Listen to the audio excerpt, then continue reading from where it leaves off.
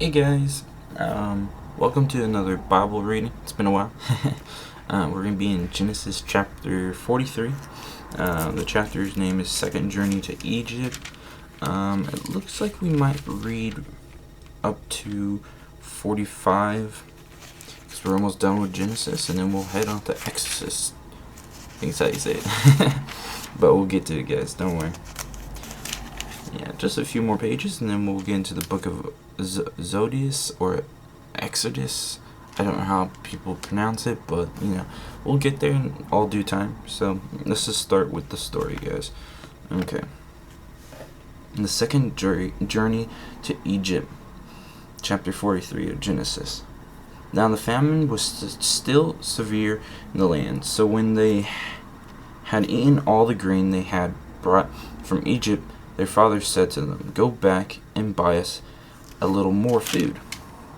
So this is after Joseph brothers go to Egypt and everything, and they're like, oh, figure out who he really is. Okay. But Judah said to him, "The man warned us solemnly, 'You will not see my face again unless your brother is with you.'" Okay, so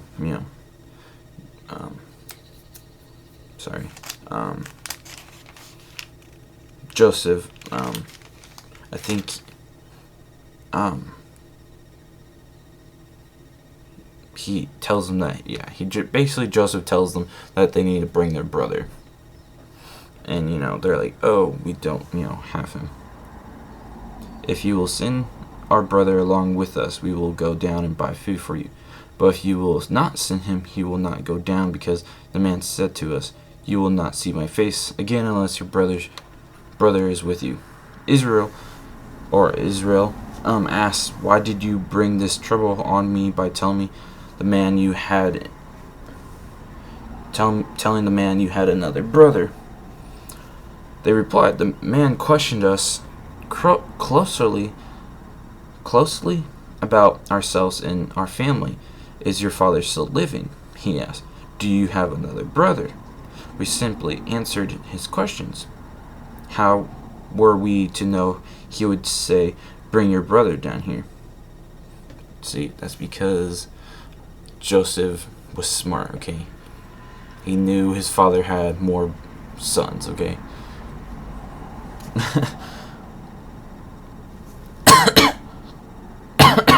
Ow, sorry guys, I'm a little sick. Then Judah said to Israel, his father, "Send the boy along with me, and we will go at once, so that we and you and our children may live and not die. I myself will guarantee his safety. You can hold me personally responsible for him." So basically this is just, Joseph to see that they would actually take care of their brother, because, Joseph was treated kind of like the favorite of the family, because if you guys remember the story, Joseph was kind of treated as the favorite because his mom and father taught him how to, study, while the others went out to go farm and, had to do all the hard work. And, one day, their brothers were like, "Oh, let's throw him into the thing and take everything from him." And, now Joseph is trying to see if they'll actually protect the little brother. And they even guarantee that they will, keep him safe. "If I do not bring him back to you and set him here before you, I will bear blame before you all my life. As it is, if we had not delayed, we could have gone and returned twice." Then their father Israel said to them, "If it must be, then do this. Put some of the best products of the land in your bags and take them down to the man as a gift: a little balm and a little honey, some spices and myrrh, some pistachio nuts and almonds. Take double the amount of silver with you, for you must return the silver that was put back into the mouths of your sacks. Perhaps it was a mistake. Take your brother also and go back to the man at once. And may God Almighty grant your mercy before the man, so that he will let your other brother and Benjamin come back with you. As for me, if I have bereaved, I am bereaved That's a weird word. So basically, Joseph took one of their brothers because he didn't think they were actually gonna, you know, go with this. But it looks like they are. So the men took the gifts and double the amount of silver, and Benjamin also. They hurried down to Egypt and presented themselves to Joseph. When Joseph saw Benjamin with them, he said to the steward of his house, "Take these men to my house, slaughter an animal, and prepare a meal. They are to eat with me at noon." And the men did as Joseph told him, and took the men to Joseph's house. Now the men were frightened when they were taken to his house. They thought, "We were brought here because of the silver that was put back into our sacks the first time. He wants to attack us and overpower us and seize us as slaves and take our donkeys." So they went up to Joseph's steward and spoke to him at the entrance to the house. "We beg your pardon, our lord," they said. "We came down here the first time to buy food, but at the place where we were stopped for the night we opened our sacks, and each of us found his silver, the exact weight, in the mouth of his sack. So we have brought it back with us. We have also brought additional silver with us to buy food. We don't know who put our silver in our sacks. It's all right," he said. "Don't be afraid. Your God, the God of your father, has given you treasure in your sacks. I received your silver." Then he brought Simon out to them. See, everything goes. Don't worry. The steward took the men to Joseph's house and gave them water to wash their feet and provide fodder for their donkeys. They prepared their gifts for Joseph's arrival at noon because they had heard that they were to eat there. When Joseph came home, they presented him the gifts they had brought into the house, and they bowed down before him to the ground. He asked them how they were, and then he said, "How is your aged father you told me about? Is he still living?" They replied, "Your servant, our father, is still alive and well." And they bowed, prostrating themselves before him. Like his story. As he looked about and saw his brother Benjamin, his own mother's son, he asked, "Is this your youngest brother, and the one you told me about?" He said, "God be gracious to you, my son." Deeply moved at the sight of his brother, Joseph hurried out and looked for a place to weep. He went into his private room and wept there. After he had washed his face, he came out and, controlling himself, and said, "Serve the food." They served him by himself, and the brothers by themselves, and the Egyptians who ate with him by themselves, because the Egyptians could not eat with Hebrews, for that is detestable to Egyptians. The men had been seated before him in order of their ages, from firstborn to the youngest. And they looked at each other in astonishment when the proportions were served to them from Joseph's table. Benjamin's portion was 5 times as much as anyone else's, so they feasted and drank freely from him. Okay, chapter 44, a silver cup and a sack of Genesis. Now Joseph gave these instructions to the steward of his house: "Fill the men's sack with as much food as they can carry, and put each man's silver in the mouth of his sack. Then put my cup, the silver one, in the mouth of the youngest one's sack, along with the silver for his grain." And he did as Joseph said. As morning dawned, the men were sent on their way with their donkeys. They had not gone far from the city when Joseph said to his steward, "Go after those men at once, and when you catch up with them, say to them, 'Why have you repaid good with evil? Isn't this cup my master's drink from and also uses for divination? This is a wicked thing you have done.'" Man, I feel like Joseph's trying to teach them something here. When he caught up with them, he repeated these words to them. But they said to him, "Why does my lord say such things? Far be it from your servants to do anything like that. We even brought back to you from the land of Canaan the silver we found inside the mouths of our sacks. So why would we steal silver or gold from your master's house?"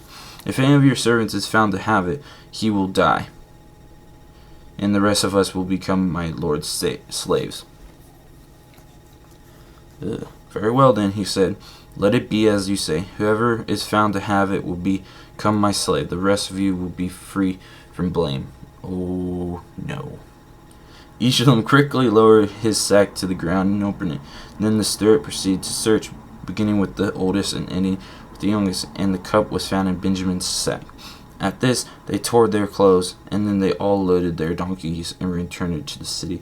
Joseph was still in the house when Judah and his brothers came in, and they threw themselves to the ground before him. Joseph said to them, "What is this you have done? Don't you know that a man like me can find things out of my divination?" Sorry, my voice is so cracky, guys.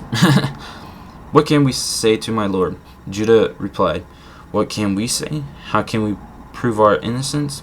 God has uncovered your servant's guilt. We are now my lord's slaves. We are ourselves and one who was found to have the cup." But Joseph said, "Far be it from me to do such a thing. Only man who was found to have the cup will become my slave. The rest of you go back to your father in peace." Oh no. Then Judah went up to him and said, "Pardon your servant, my lord. Let me speak a word to my lord. Do not be angry with your servant, though you are equal to the Pharaoh himself." My lord asked his servants, "Do you have a father or a brother?" And we answered, "We have an aged father, and there is a young son born to him in his old age. His brother is dead, and he is the only one of his mother's sons left. His father loves him." Then you said to your servants, Then you said to your servants, "Bring him down to me so I can see him for myself." And we said to my lord, "The boy cannot leave his father. If he leaves him, his father will die." But you told your servants, "Unless your youngest brother comes down with you, you will not see my face again." When we went back to your servant, my father, we told him what my lord had said. Then our father said, "Go back and buy a little more food." But we said, "We cannot go down. Only if our youngest brother is with us will we go. We cannot see the man's face unless our youngest brother is with us." Your servant, my father, said to us, "You know that my wife bore me 2 sons. One of them went away from me." I said, "He has surely been torn to pieces, and I have not seen him since. If you take this one from me too, and harm comes to him, you will bring my gray head down to the grave in misery." So basically, he's trying to take Benjamin because, he's trying to make them figure out, hey, I'm your brother. You just don't know because you're just not paying attention. And it will kill his father because, he already lost 1 son. So now, if the boy is not with us when I go back to your servant my father, and if my father whose life is closely bound up with the boy's life sees that the boy isn't there, he will die. Your servants will bring the gray head out of our father down to the grave in sorrow. Your servant guaranteed the boy's safety to my father. I said, "If I do not bring him back to you, I will bear the blame before you, my father, all my life. Now then, please let your servant remain here as my lord's slave in the place of the boy, and let the boy return with his brothers." And let the boy return with his brothers. How can I go back to my father if the boy is not with me? No, do not let me see the misery that would come on my father. Oh, see, he said, my father. Let's read chapter 45. I have a little bit more extra time, guys. I usually try to keep these videos to like 20 minutes, just, so you guys don't get bored, Chapter 45. Joseph makes himself known. Dun dun dun dun. Then Joseph could no longer control himself before all his attendants, and cries out, "Have everyone leave my presence." Oh no, Joseph's angry. So there was no one with Joseph when he made himself known to his brothers. And he wept so loudly the Egyptians heard him, and the Pharaoh's household heard about it. Joseph said to his brothers, I am Joseph. Is my father still living? But his brothers were not able to answer him because they were terrified at his presence. Then Joseph said to his brothers, Come close to me. When they had done so, he said, I am your brother Joseph, the one you sold into Egypt. And now, do not be distressed, and do not be angry with yourselves for selling me here, because it was to save lives that God sent me ahead of you. For 2 years now, there's been famine in the land. In the next 5 years, there will be no plowing and reaping. But God sent me ahead of you to preserve for you a remnant on earth, and save your lives by a great deliverance. So then, it was not you who sent me here, but God. He made me father to the Pharaoh, lord of his entire household, and the ruler of Egypt. Now hurry back to my father and say to him, This is what your son Joseph said. God has made me lord of all Egypt. Come down to me. Don't delay. You shall live in the region of Goshen and be near me. You, your children, and the grandchildren, your flock and herds, and all you have, I will provide for you there, because 5 years of famine are still to come. Otherwise, you and your household and all who belong to you will become destitute. I think that's how you say destitute. You can see for yourselves, and you can, my brother Benjamin, that is really I who I am speaking to. I tell my father about all the honor accorded me in Egypt, and about everything you have seen, and bring my father down here quickly. Then he threw his arms around brother Benjamin. Benjamin embraced him, weeping. He kissed all his brothers and wept over them. Afterward, his brother talked to him.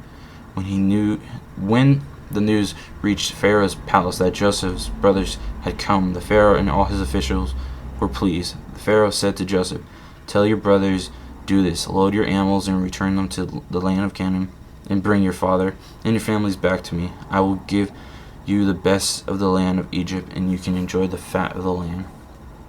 Man, that's really nice of the Pharaoh to just give Joseph his family, just say, hey, take this nice piece of land that has nice cattle, water, and everything, and you can have it. You also direct to tell them, do this, take some carts from Egypt for your children and your wives, and get your father to come. Never mind about your belongings, because the best of all Egypt will be yours. So the sons of Israel did this. Joseph gave them carts, as the Pharaoh had commanded, and he also gave them provisions for their journey. To each of them he gave new clothing, but to Benjamin he gave 300 shekels of silver and 5 sets of cloths. And this is what he sent to his father: 10 donkeys loaded with the best things of Egypt, and 10 female donkeys loaded with grain and bread and other provisions for his journey. Then he sent his brother away. As they were leaving, he said to them, Don't quarrel on your way. Don't. Don't do it. So they went up out of Egypt and came to their father Jacob, the land of Canaan. They told him, Joseph is still alive. In fact, he's the ruler of all Egypt. Jacob was stunned. He did not believe him. But when they told him everything Joseph had said to them, and when he saw the carts Joseph had sent to carry him back, the spirit of their father Jacob revived. And Israel said, I am convinced my son Joseph is still alive. I will go and see him before I die. Okay, guys, I'm going to end it there. Next time we'll be going on to chapter 46, and then we'll be almost done. I think I might read up to 48 next time, and then we'll just finish it from there. And then we'll be on to the book of Exodus, or Zodius. I think people call it more Zodius, but I like to call it Exodus, but I'll go with Zodius, so you guys are right. But thank you for watching, guys. I hope you liked it. Please leave a like, and please share with your friends so they can learn more about the Bible and everything. And please subscribe to my channel, please. Trying to grow, trying to get there. But yeah, thank you for watching, guys. Bye.